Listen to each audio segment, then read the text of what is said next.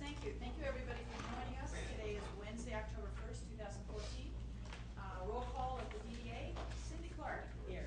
Russ Collins. Here. Bob Gunsel. Roger Hewitt. Here. Joan Lowenstein. Here. Al McWilliams. Here. John Moat. Here. Rishi Narayan. Here. Keith Orr. Here. Steve Powers. Here. Sandy Smith. John Split. We have a quorum. Thank you. So the first thing on our agenda is audience participation. I'd like to remind folks that you have 4 minutes. We'll have a timer here and try to give you a signal at the 1 minute mark, more or less, so you know your timing. We have 3 people who have signed up to present, starting with Marcia Chamberlain.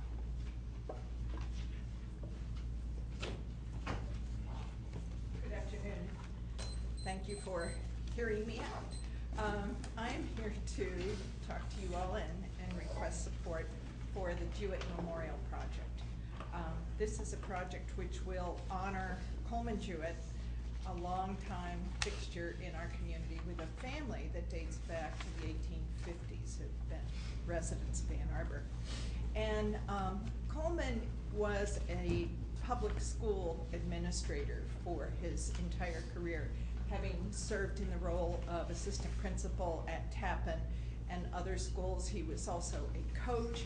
He was a mentor to, I dare to say, hundreds, and particularly young men during the troubling middle school years. And he also played on the Wise basketball team, was a regular at the Washtenaw Dairy, and most importantly, in terms of this memorial, spent almost, well, over 40 years at the farmer's market selling his African masks, his Adirondack chairs, his bookcases, and so forth. So we started this campaign with a "Do you know this man?" And lots of people couldn't name him, but they recognized the face and they recognized the chairs. We have raised a little, just about $30,000 in private gifts and a gift from the city of $5,000.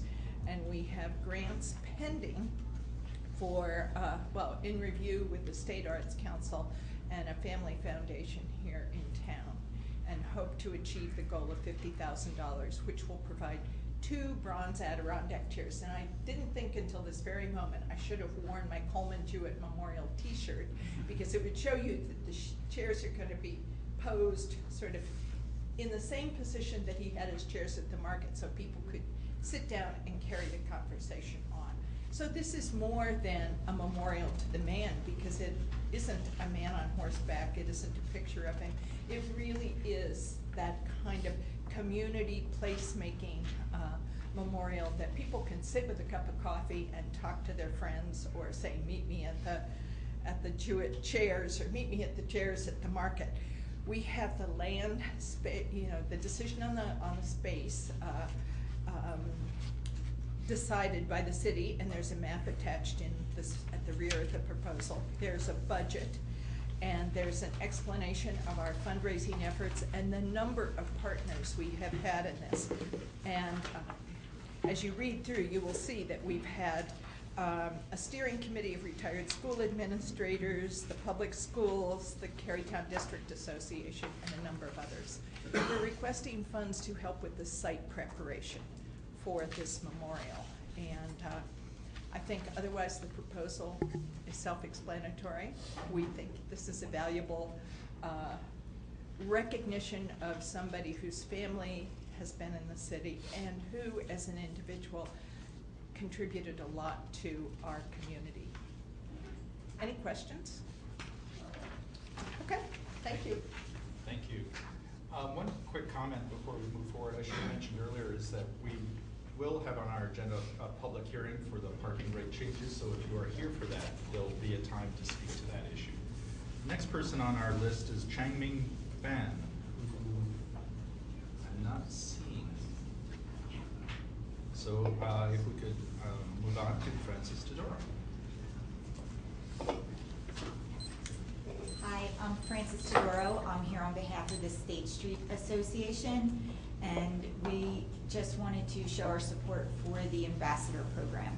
We're excited to hear that you've received 2 bids in response to your request and are happy to see the program moving forward. We talked about it frequently in our neighborhood. I've recently been walking around for various issues in the neighborhood, and the topic has come up frequently about having more eyes and ears regularly on the streets. We're excited to have our community police officers back, but we understand that they're not in our downtown at all times of their shift. They have other duties and responsibilities throughout the city. So the members of State Street are excited that the ambassadors would be downtown regularly. That would be their job. They'd be in uniform, and they'd be regular eyes and ears on the streets. We have one of our members just recently walked out of her store and was spun around by a skateboarder that came barreling down the street. And we know that just having an ambassador in a uniform won't cure it, but it will help. We've seen that in other cities that have successful programs, such as larger cities or cities that are equal to ours in size. Recently I had the pleasure of being in Grand Rapids, which is a program we talk about all the time here in Ann Arbor, and it was wonderful. They don't have that many on the street regularly, but they make a difference, and we know that their members are excited about it. They're grateful that they're there, and they also work as advocates for the businesses. So I just wanted to let you know that we are available. All of our members are happy to take part and give any ideas or anything as you build the program, but we're very excited to see it moving forward. Thank you. Thank you. So I don't see Mr. Fenn, so I think we'll move on. So third on our agenda, reports from city boards and commissions. Mr. Ray Dev. Last night's CAC meeting was largely devoted to two important topics. One that Francis has just covered, our residential perspective of the DDA-sponsored Downtown Ambassador Program, and also the future of low-income senior citizen housing at Courthouse Square. On the issue of an ambassador program, whether undertaken by the DDA or the Ann Arbor Visitors Bureau, all of us seem to agree that the concept is worthwhile pursuing. But discussion of the values, costs, goals, and implementation of the program provoked a lot of discussion. Some possible answers, but also many additional questions. While an increased sense of safety and a variety of welcoming and informative communications from ambassadors are desirable, are there ways to achieve those goals at lesser cost and with much less dependence on a hired bureaucracy? Could a diverse program be developed and coordinated using local volunteers, whether individuals or businesses? Since I don't have a lot of answers, let me give you a few of the questions with some ideas that came up last night. Do we need this, first of all year? CAC members don't think so. What times, days, and ways to achieve these goals at lesser cost and with less dependence on a higher bureaucracy? Could a diverse program be developed and coordinated using local volunteers, whether individuals or businesses? Since I don't have a lot of answers, let me give you a few of the questions. Do we need it all year? I'm repeating myself again here, I see. What times, days, and seasons? We should always be conscious of the need to preserve our town's image and identity. While the Disneyland of art fair and football weekends needs and does get special treatment, let's concentrate on other times during the course of the year. Volunteerism was much a part of our discussion last night, but we recognize the need for recruiting, coordination, ownership, and funds necessary to keep a local program going. The SAVCO, that is the Sava groups of restaurants downtown and their community, is currently taking an interest in providing opportunities for employees to contribute their time to the community. What about t-shirts with Savas or Babos or Aventura Ambassador in the downtown? Other businesses could have representatives as they desire. Think of an adopt the highway sort of system or program. A system of modest public rewards might be set up to compensate businesses for their participation. Perhaps provision of banners on streetlights celebrating participation. Ambassador of the Week. While volunteers do not have to be hired, some local coordination agency would certainly be necessary. The Visitors Bureau is thinking of including historical tourists as a part of the program, and our group is perfectly willing to have that join in terms of a part of the whole program. but they would have to be a part of a certified program, not just restaurants and other businesses, but other downtown organizations in the entire community. What would it take to pay someone to organize and coordinate such a program? And that's the issue that we have, and we think that's the issue that you should have as well. On the other issue that last night was Courthouse Square, and I just want to say very quickly, we heard last night a list of all of the things that are wrong currently with Courthouse Square in terms of the danger there, the danger of going into a hallway, the lack of cleanliness, the failure of there being any kind of coordination with regard to an administration, or any kind of provisions with regard to people getting what it is that they need within the building. But we also know at the same time that the new owners want to eliminate the provision for that being low income, and perhaps senior citizens as well. That request is actually now before the city attorney's office, as we understand it, and someone's looking into it, but nobody can find out about it. We wanted to make very clear that the nature of that Courthouse Square, whatever it is that happens to it, has to maintain that commitment to affordability and also to senior citizens. Thank you. Thank you. Our next item is public hearing on proposed parking rate changes. I want to let folks know that you have 3 minutes to speak, and I would ask for a motion to open the public hearing. Move that we open the public hearing. Second? All those in favor? Aye.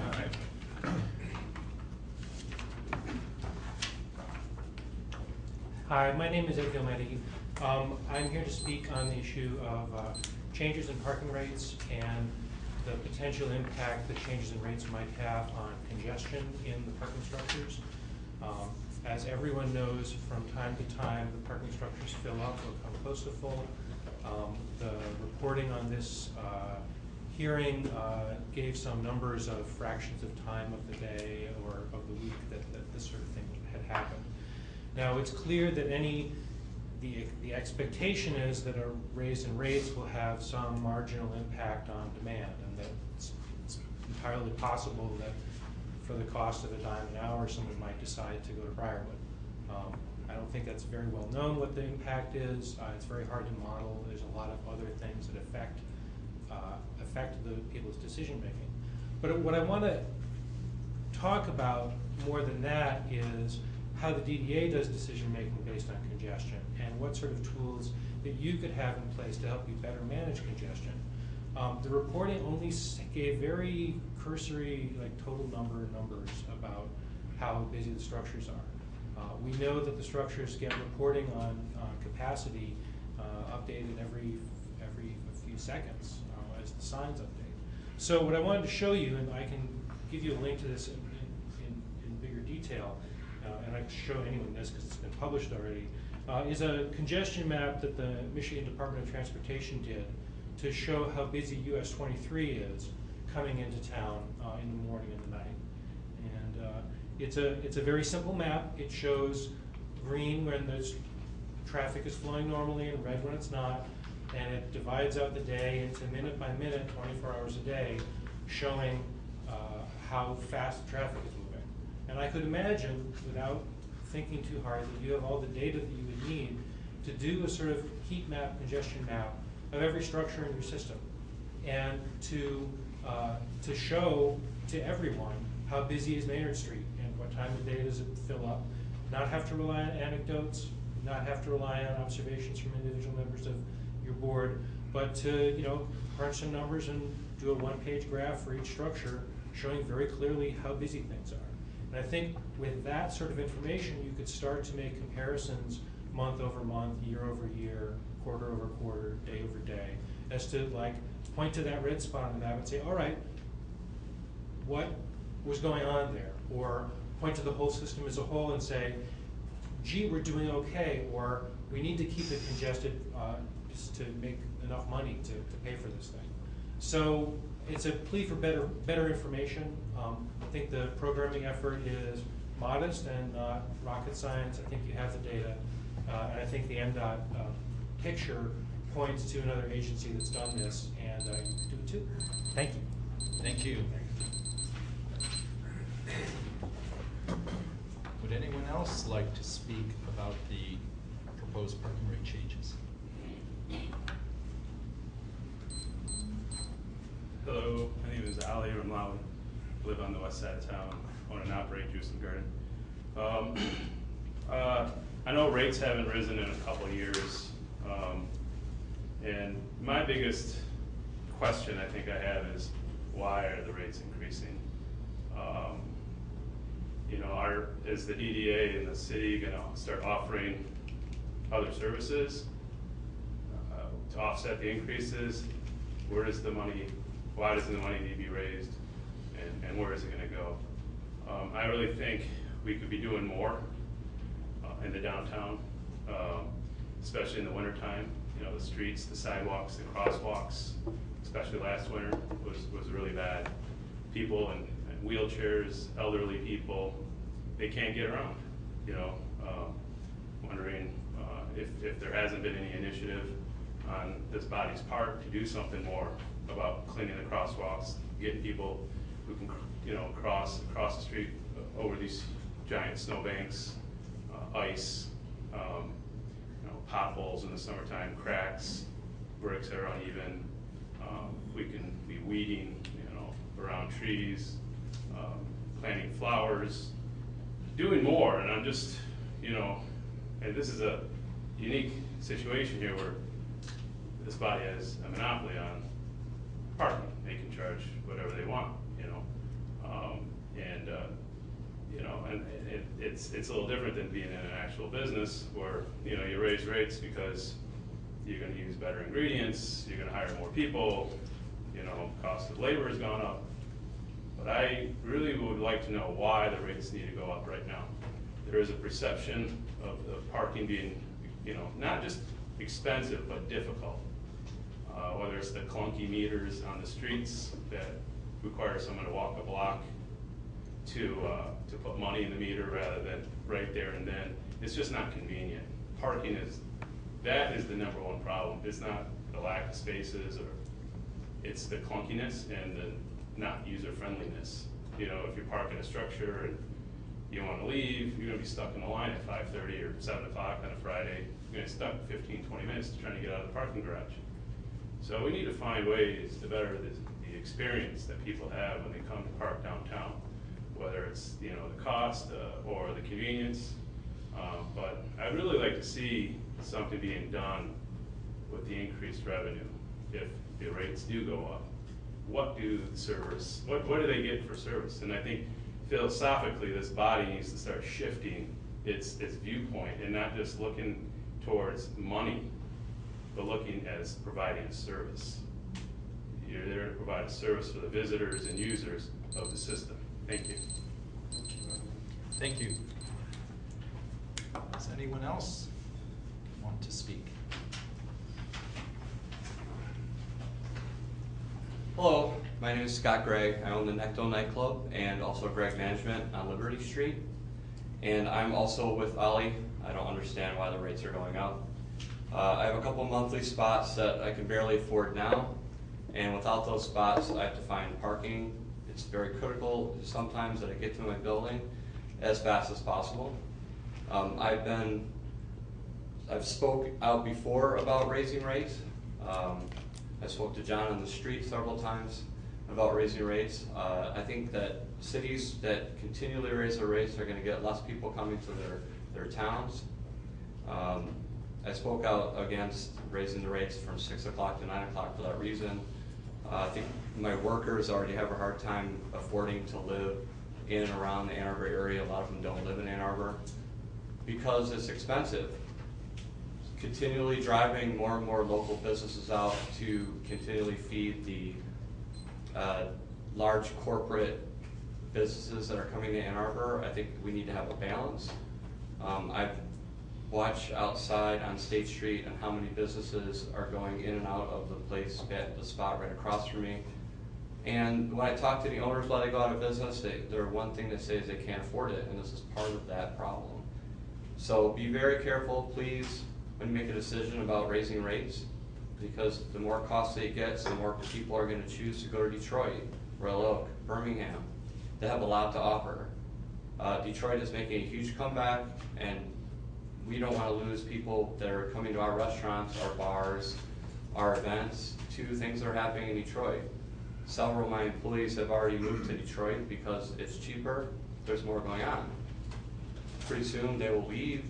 My place will not be going to other bars and restaurants in the area, and they'll be going to places in Detroit. So, thank you very much, and I'll give my time to somebody else. Thank you. Does anyone else want to speak on this matter? Seeing no one, may I ask for a motion to close the public hearing? Move we close the public hearing? Second. All those in favor, say aye. Aye. Thank you very much to everyone who spoke. What do we got here? Communications from DDA members. Anybody wish to communicate? Roger, you're always good for communicating. This will be brief. At the last board meeting, I announced that there was going to be a connector study public meeting in September. That has been postponed for at least a couple months at the request of the University of Michigan. I will keep people posted when the public meeting has been rescheduled. That's it. Anyone else have anything you want to share? All right, thank you. Executive Director report, Susan. Thank you. So I'm going to keep my comments fairly brief because we have a nice agenda ahead of us. A few things to talk with you about. The first is an update on street trees. We all know how tough downtown is on street trees. I wanted to let you know that Amber and I have met with the City Urban Forester, representatives of the Main Street Area Association and the Main Street Area Biz to talk about trees, to see if collaborating we can actually do a better job to help these trees to thrive. And I think we've got the basis of a really good partnership. What we can do well is work with the forester to select the species that have the greatest chance of success. What DDA can do besides planting them is modify the tree planters so that they can capture as much water as possible. And what the private sector can do is help us to manage them, the watering, the weeding, the mulching, that kind of thing. So it has started that dialogue, and I hope to bring back to you through committee and through the board how that is shaping up. Second thing to bring to your attention is just an observation. For whatever reason, this month I've met with at least a few new downtown residents. And it's been so exciting to meet them. We've talked about this in theory, 10 years ago, that residential task force, and people are now starting to move in.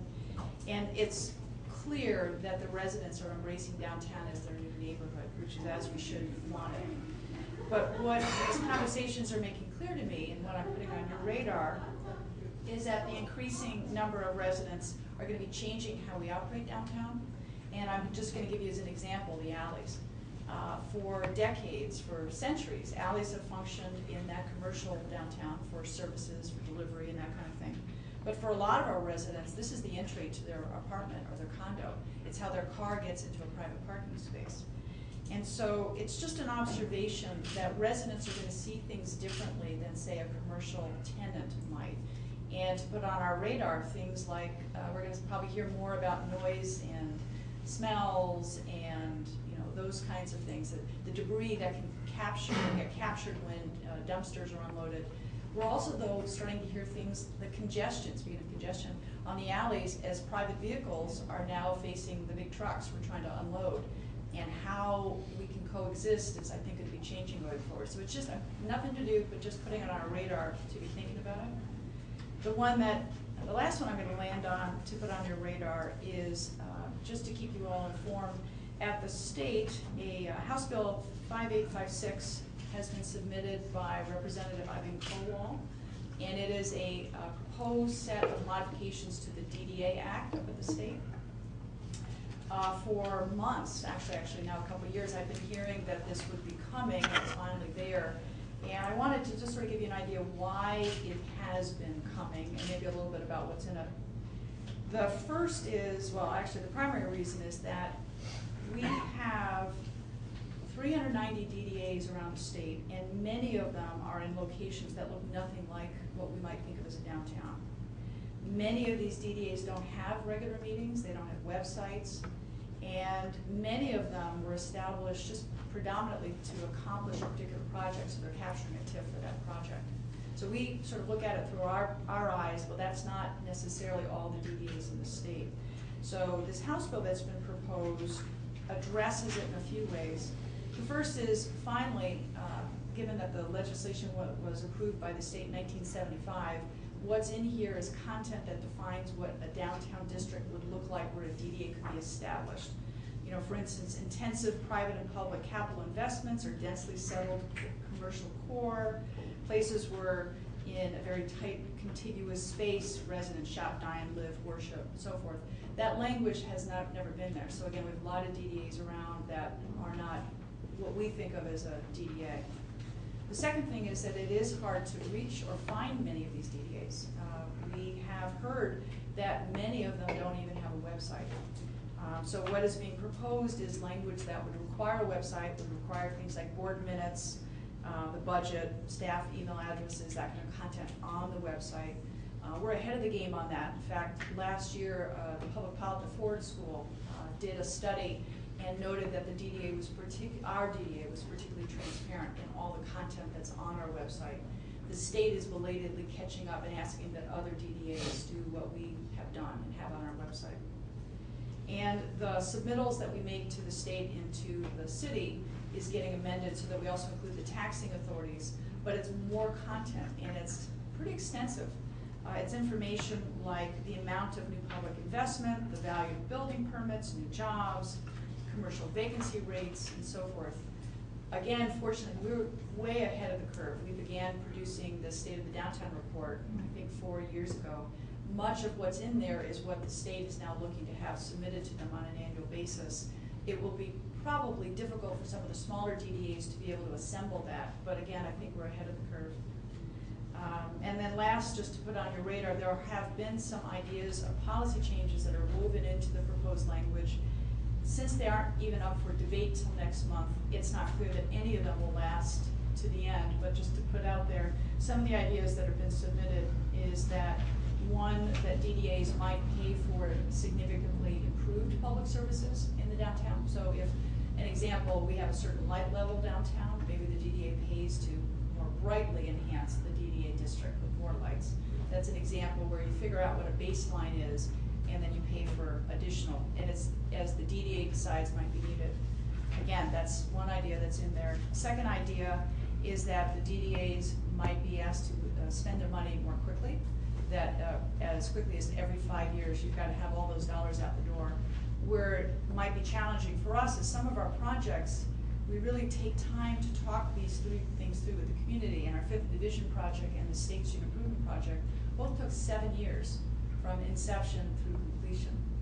So if that was something that ended up at the end, we'd have to figure out through our finance committee how that might affect our projects. And then last but not least, there's language in there about revenue sharing on the TIF side. So those are just ideas that have been floated out there. I don't know that we're going to see anything till after the elections. And as that actually begins real discussion at the state, I'll bring forward to you what we're hearing. Thank you. Great. Thank you, Susan.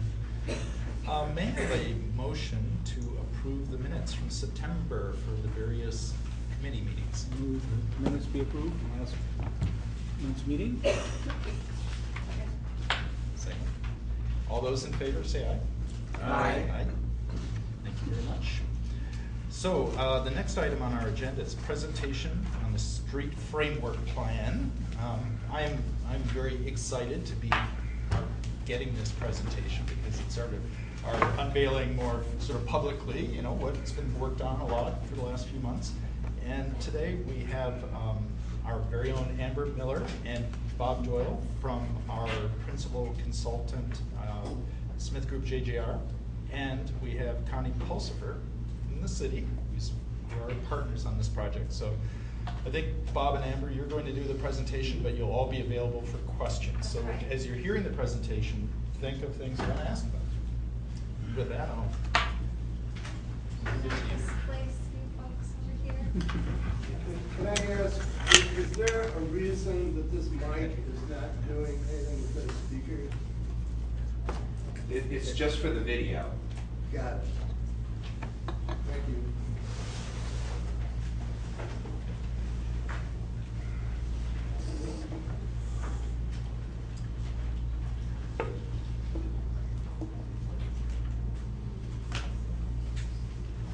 John, do you mind hitting the lights that are right on? So we will be brief today. And as part of our update, we want to just review kind of the purpose of why we're doing this project, give you a sense of what the document will look like at the end, and also talk about next steps. Why a street plan? As all of you well know, the downtown streets and sidewalks play a tremendous role in the downtown experience. They make up about 30% of the total district, and while this allocation of space hasn't changed much over time, the uses and activities that are taking place there continue to evolve, and the demand continues to grow for this space, including sidewalk cafes, special events, services, and then many more residents and employees now occupying space downtown. And as this demand grows and changes, so does the need for coordination. And there are many city units and agencies that play a role in what the streets and sidewalks look like, everything from street lights to the on-street parking to the transit stops, and we need to be working in coordination. We need to be thinking long-term about infrastructure, and also to be thinking about maintenance throughout the process of planning and constructing our streets and sidewalks. So as a way to help with this coordination piece, we've looked to a downtown street plan. And a downtown street plan is really a best practice manual to guide staff as they plan, construct, and review projects that impact the street and sidewalk space. It will need to be jointly owned and maintained by DDA and city. It needs to stay relevant and stay up to date in best practices.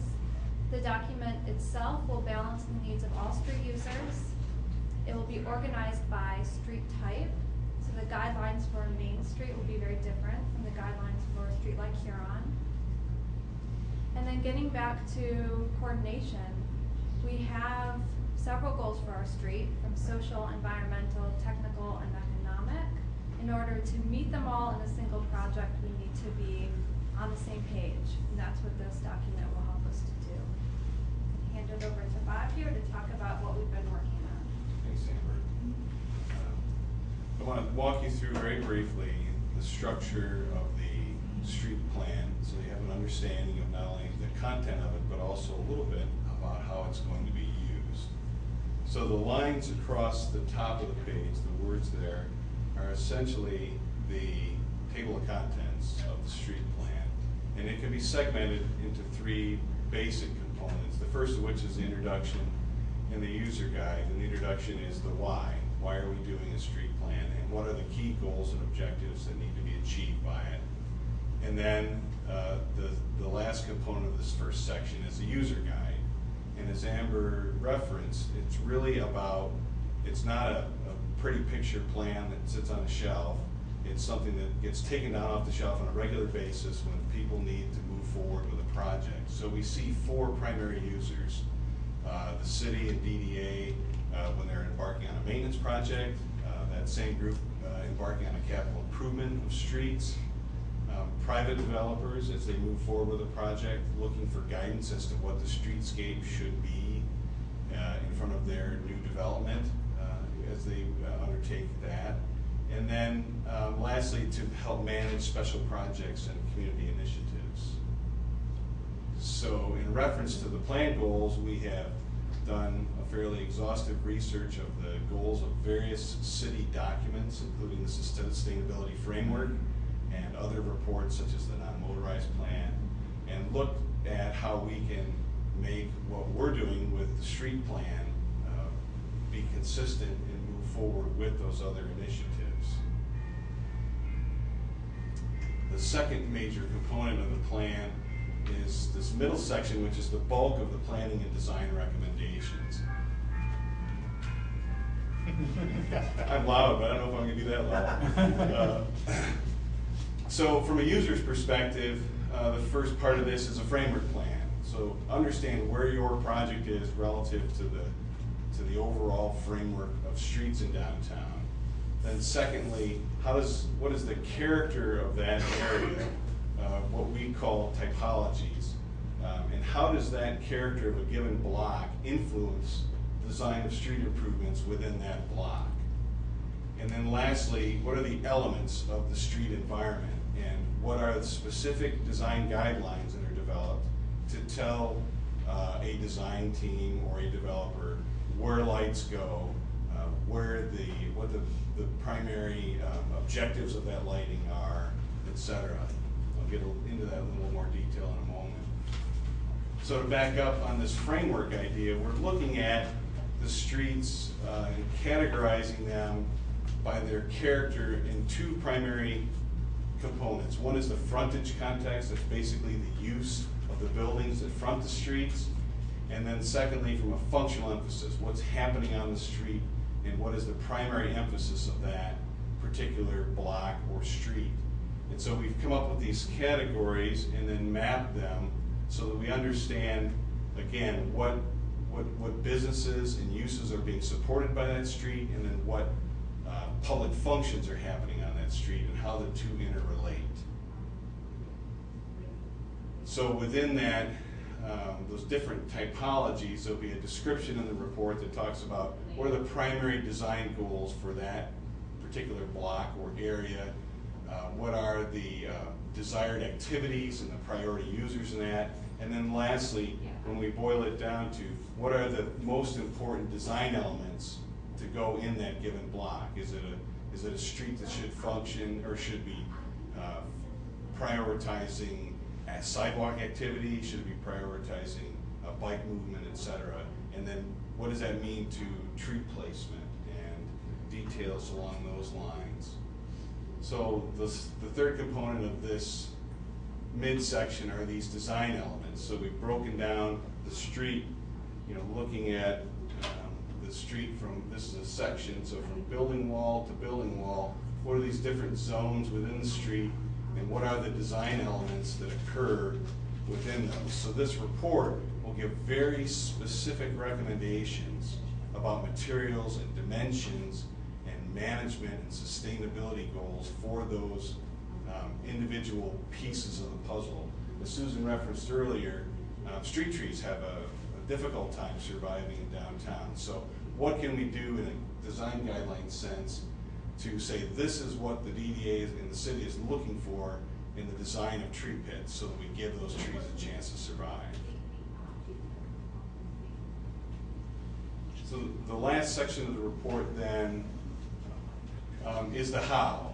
And so we'll talk a little bit about specific guidelines and standards for sustainability, for maintenance, for loading and delivery, those sorts of things. And the last part of the document is actually kind of a separate chapter, which is an action plan. And that will help you as a DDA board and the city working together decide what are the priorities for improvements and what are the next steps moving forward. So we're in the midst of the study. It's the end of September at this point. We've engaged the community in a number of different ways through focus groups, through public meetings, through workshops on the street, and through our advisory committee, which meets regularly. We're at the point where we're tightening up this framework, if you will, of the streets, and then looking at specific recommendations about these design elements. So moving forward into the fall, then, we will be having a series of focus groups and a public meeting to begin to present those draft recommendations and get folks' input on where things are heading. So some next steps we're working on. We're developing this working draft for review. We're about to embark on a second round of focus group meetings. We have a steering committee meeting coming up in October. And then towards the end of the fall, we'll be having a public open house to review these recommendations in draft and get people's feedback on those. So with that, we'd like to open it up to any questions you might have. So I'll kick it off with a question.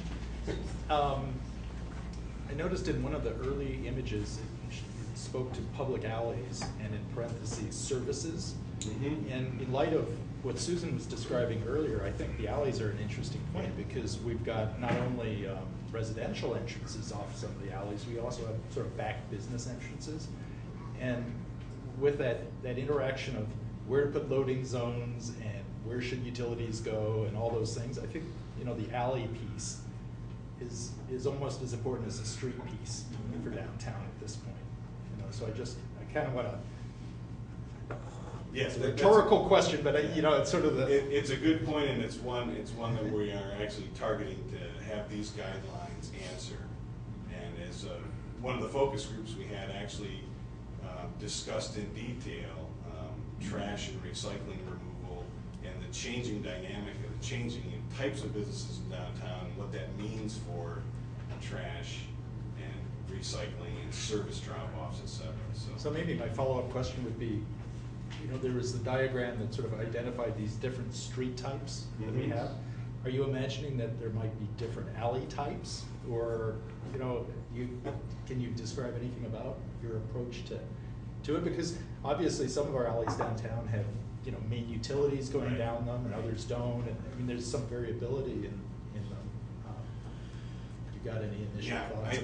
I think we will get to that point. We're not there yet. I think that's on the next series of tasks to do, is to dissect the alleys. But I think your point's well taken. They're not just the same 20-foot wide with catch basins in the middle, and you know, there's a wide variety of uses and types and widths and configurations that need to be accounted for. Thank you.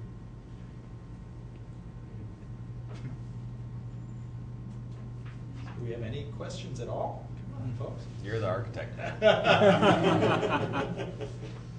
Looks like a really useful and beneficial tool, so thanks to everyone that's contributed to collecting the input and continue to collect the input and make it a useful document. Well, needless to say, I mean, obviously, as you folks all hear all the different things going on with downtown, so much of it gets focused on the streets, you know, in one way or another. So I think I'd really encourage people to pass on any insights or information or things people have shared with you to the project team. And because obviously the end result is, as Bob and Amber have reinforced, is that we actually want this to be a report and a study that's a living, breathing thing and not collecting dust on a shelf. So I would encourage people to think of it in those terms, and if you see anything that concerns you of being able to actually implement and use it the way it's intended, please speak up ASAP. So, with that, I thank you very much. Thank you. All right. Subcommittee reports. Actually, before we dive into this, I just want to acknowledge, I should have done this at the beginning, but I think folks will see that on our desks were left boxes that weigh about 50 pounds. And I just want to acknowledge that pedestrian friendly. Yeah, that these are from the construction that's going on in the street at the new hotel. And this was provided by First Martin as sort of token, as some sections of rail that have been unearthed from that. So I just want to acknowledge and thank First Martin for that. So with that, subcommittee reports, partnerships, Joan and Al. Okay. First of all, we want to, I think we spoke about it maybe at the last meeting, but we want to move a resolution that would provide a grant to the Shelter Association for cameras. So I'd like to first move that. Second. All those in favor? No, we have to discuss. Oh, I'm sorry. I got excited. Hold your horses.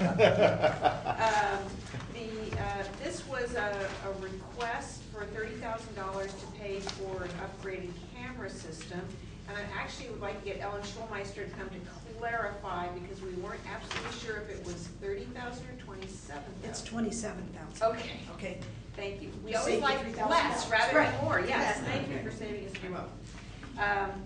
So I think we did talk about it a little bit, but just to sum up, there's a lot of activity and development happening in that area, and so this is partly possible because the Shelter Association does a great job in managing all the activities around the shelter, and the camera system will be able to allow them to continue and improve all of what they do in looking at the surrounding areas.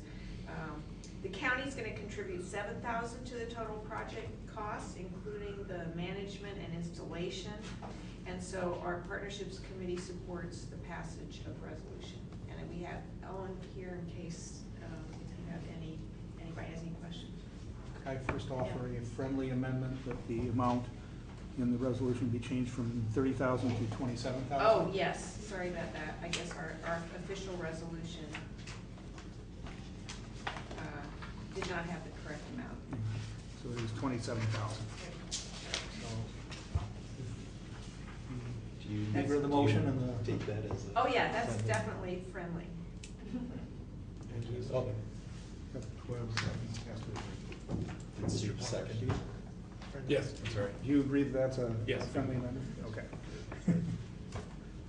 Do I need to ask for a, thank you, a vote on this alteration before No. we do our, No. okay, No, thank you. we're just gonna correct it. Hang with me, you know, Robert's Rules of Order, and I need help. Any other questions, concerns? Seeing none, I would ask folks to give your yay or nay to this project. All those in favor? Aye. Aye. All those opposed? Thank you very much. Okay, then, Thank you. you're welcome. We've talked before about amendments to our partnership grant policy. And at the September committee meeting, we didn't have very much time to review those, so we're gonna continue discussion sort of ongoing as to, as we kind of see what's happening in the downtown and who asks for grants and what kind of criteria we need to amend and working with the city and figuring it all out. So we're gonna continue to talk about that. We do have a grant policy, but we're definitely gonna be tweaking it. And then there is still a grant request for 318 West Liberty. This is the Alex DePerry condominium development. And he has requested a grant to cover the cost of upsizing the water main there that is being required by the city. So he has contested this requirement, saying that the water main is actually big enough to adequately service his property.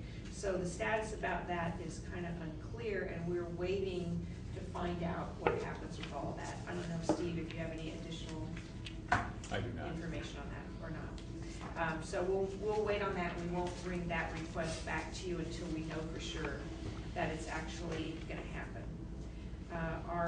Let's see, I don't think, do we have anything? Well, we've sort of separated now, I guess, our marketing and partnerships. So our next meeting is gonna be October 8th at 11. And then I will throw the Frisbee over to Al. All right, marketing committee, the big thing is we have final revisions complete on the State of the Downtown report. That will be out online and in paper form sometime in the middle of this month. All of the input from everyone has been included. And this is something that, especially if Ali is still here, there's a lot of information in that report about what happens with the money that comes in. And hopefully it's presented in a more user-friendly way so that you can actually just look through really fast and see, okay, this is exactly where this stuff goes and what the benefits are of that. So I think, we will be trying to do more of that in the future, but this is a first step towards being very clear about where that all goes and what sort of stuff. Because I think that that's very important that everybody knows what happens with that.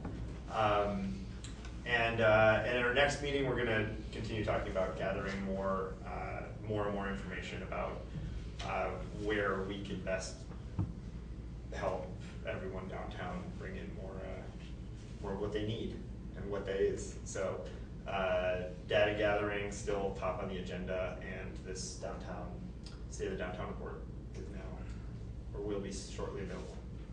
Our next meeting is Wednesday, October 8th at 12:30, immediately following partnerships. So stick around. Great. Thank you very much. Finance committee. Yes, so start off, obviously we want to thank everyone that came to talk about the proposed parking rate changes and give feedback. We also received emails over the last couple weeks that we've been collecting, and everyone in Finance Committee, we reviewed all those emails.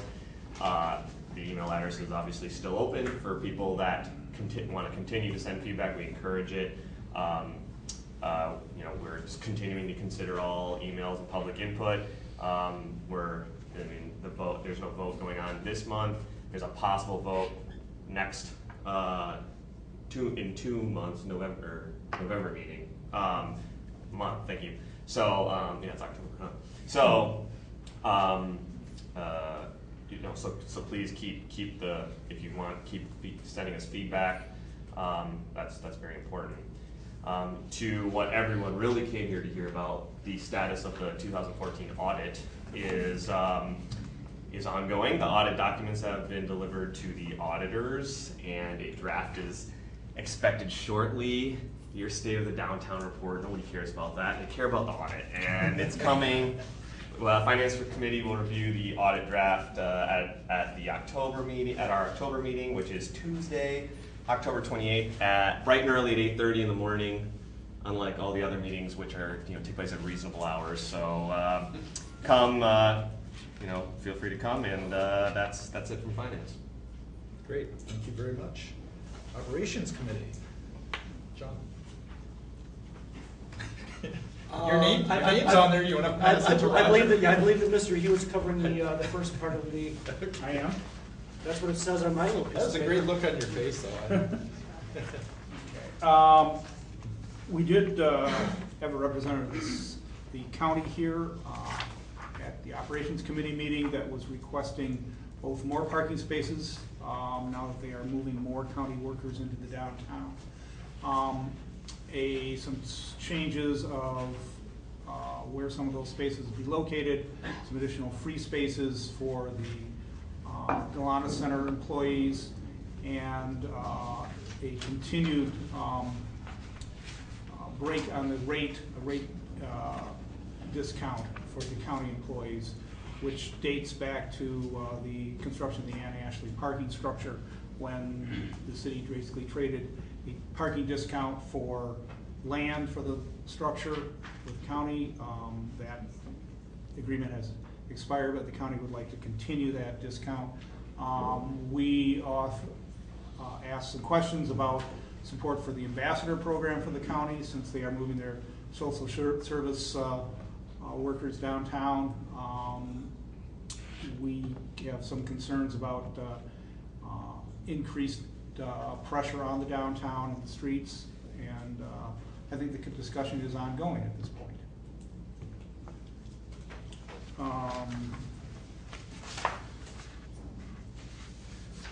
The next is me. The next is you. Yes. Parking structure repairs, maintenance are ongoing. The Maynard structure is being painted. Concrete repair work is being done at 4th and William and at Ann and Ashley, and facade work at 4th and Washington, and those repairs will be completed mid-October. Ambassador program, I have you again. Oh. Did you get one of these? Would you like this? No, it's Are you guys having fun batting it back and forth? Do it off the cuff here. We did interview 2 firms to provide ambassador services. They are both national companies that specialize just in providing ambassadors to a number of cities, Grand Rapids being one of them that we've mentioned. They have somewhat a slightly different approach, but both being very capable. We followed up with some discussion among ourselves, both pros and cons of the ambassador program. I sense that there's a fairly strong feeling on the committee's part that we should continue to go forward with this. We're going to bring this up at the next Operations Committee for a rather exhaustive discussion and decision on whether we should go forward to bring a resolution to the board or not. think we've reached any decision on that, but we're sort of continuing to move the program forward. Questions on that? John, we have street framework plan next. Yeah. I mean, obviously, we've already done that, I so. think we've got our- I assume we have that covered, okay. Next is Fourth Millennium Improvement Project update. Subcommittee met with the design team again this month. Basically, we are preparing to wrap up the construction drawings, et cetera, scheduling, final cost on the stair elevator part of the project. There are still some aspects of the facade work above the entrances that are still being tweaked, looked at. We don't have the final ideas on those yet, but expect to get them at the next meeting. And in terms of the retail space and awning, the street level facade work, we asked the design team to sort of wrap up what they have done up to this point on that part of the project so that we can set it aside and put it, figure out where it belongs in the queue after we go through the street framework plan and start to decide some of our other capital improvement projects. We are still going to need to go to the finance committee to decide how we might go about financing, paying for the stair elevator improvements, whether we bond, whether we do cash, and the finance committee will take them to that. And does anyone have any questions? Just another, sort of, I'm not on there. Just like to make a sort of a larger comment about we certainly heard from some citizens on their concern about parking rates, congestion in the parking structures. We've had a number of emails on this. Obviously, it's a big topic for everyone. My biggest concern, I think, right now is that we are spending upwards of $2.5 million a year maintaining the parking system. Not to mention things as the stair elevator improvement, which will be a multi-million-dollar project.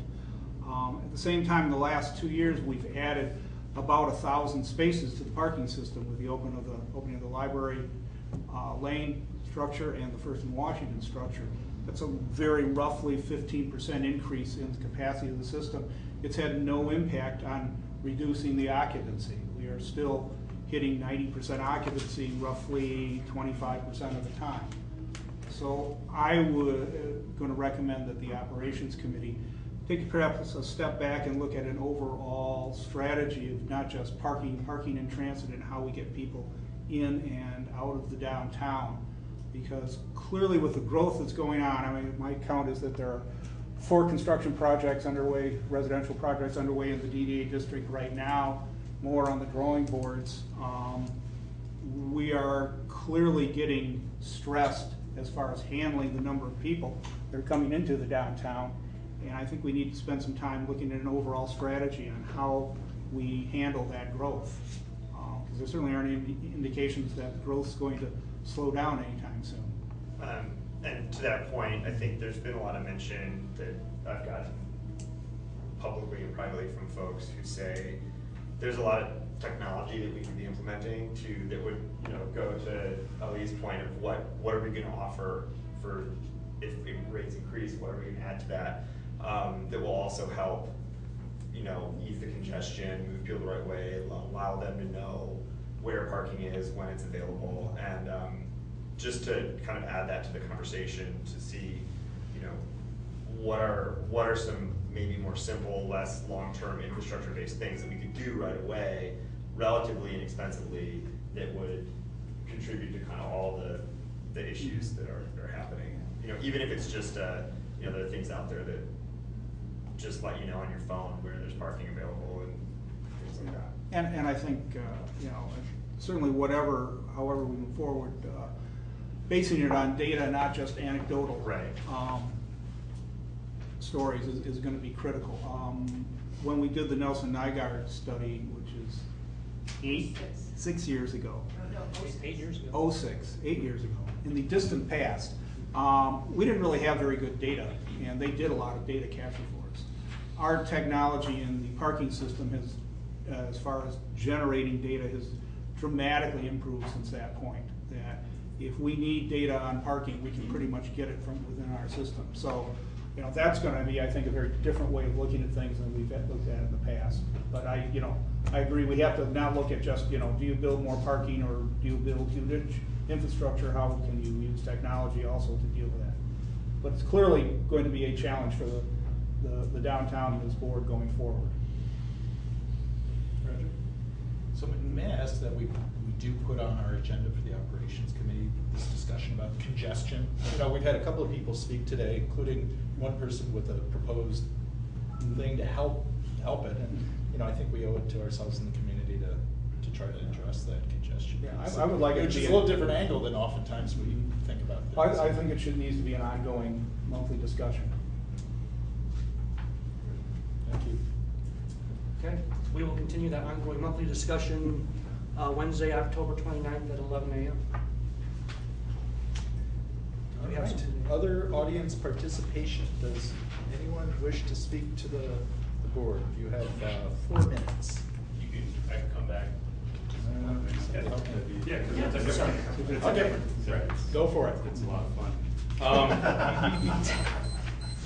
I did get to talk about the ambassador program. I really think it's a waste of money. I really do. I think Ann Arbor is a really small community, small downtown. I think there's better ways of conveying what we have to offer here with technology. With someone like Al on the board now, who can kind of lead that way. But spending $300,000-400,000, I think, I'm not sure what the numbers were on that kind of a program. I think right now, with the other issues that this board is contending with, that money can be better spent somewhere else. I think it's a little, in my opinion, it's a Disneyfication of Ann Arbor. I think with all our applications that we have on our smartphones, we can have, go into a restaurant or store, talk to people on the streets, and get to know who we are, one another. I think it's kind of creepy, kind of like Big Brother-ish. Rent-a-cops, mall like rent-a-cops, I feel like they are. I don't want to see them. I had any vote on it. I think that money could be used to clean the streets in the wintertime, plant flowers in the summertime,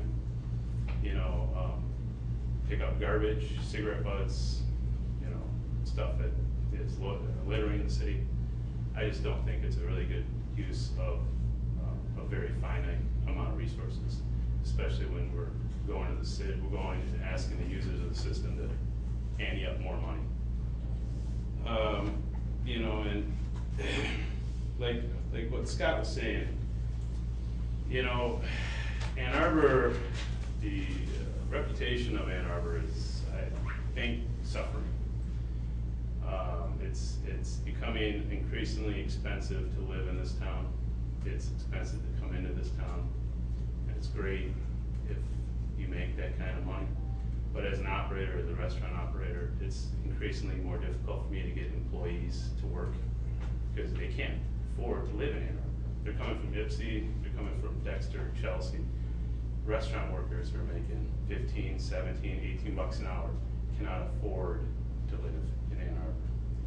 And that's a large part of the success of downtown, are these people who come in and are working so others can come and enjoy it. And you're kind of killing the golden goose if you go after that a little too hard. And like Scott was saying, Detroit is wakening up. In Ann Arbor, got away, kind of like the way, I don't know, U of M football team was really good at the time, and people just gave up on the Lions because the Lions sucked. So at least you had some good football over here. And kind of in a weird analogy, it's the same. I mean, Detroit was dead. Where was the money going? Coming to Ann Arbor or leaving Chicago or New York or San Francisco or somewhere else? But I tell you what, all my friends, all my peers, they can't come to Ann Arbor and start business here. It's too expensive. So they go to Detroit. That's where I go sometimes. When I leave town, I go to Detroit. There's a lot happening in Detroit, and it's not expensive. And there's this thing that says, okay, Joan, you'd like to take credit for my success at Jerusalem Gardens about 16 months ago, spoke at City Council. And it's not the actions of this board or even the actions of City Council. It's the University of Michigan that continues to help me succeed. And it's the University of Michigan who helps Ann Arbor succeed. And let's not fool ourselves and think it's something different. When you have an institution like the University of Michigan in your backyard, bringing in all the money that it does, that's who gets the credit. Thank you. Thank you. Does anyone else wish to speak? Seeing no one, I ask for a motion to adjourn. Move that we adjourn. Second. All those in favor? Aye. Thank you very much.